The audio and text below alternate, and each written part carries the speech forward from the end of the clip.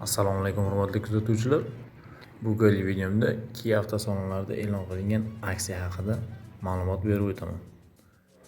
Aksiya hozirda faqat Kia Sportage avtomobilining birinchi va ikkinchi pozitsiyalari uchun taqdim etildi.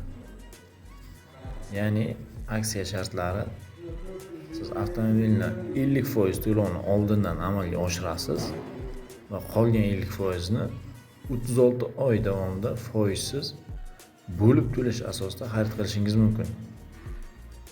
Masalan, birinchi pozitsiya Sportage avtomobili 449 million 900 ming so'm etib belgilangan. Siz bu summani 50%, ya'ni 450 million deb oladigan bo'lsa, 225 million to'lovni amalga oshirasiz. Qolgan 50% ni 36 oy davomida foizsiz bo'lib to'lash asosida xarid qilishingiz mumkin. Endi oyma-oy to'lovi 225 milliondan har oylik to'lovi 36 oy davomida 6 million 248 ming atrofida to'g'ri keladi. Aksiya shartlari va boshqa to'lovlarga qiziqqan mijozlar izohlarda albatta fikringizni yozib qoldiring. Keyingi videolarimda to'liqroq ma'lumot berishga harakat qilaman. Videolarim siz uchun foydali bo'lgan bo'lsa, albatta like tugmachasini bosib qo'ying va kanalimga obuna bo'lib qo'yishni unutmang.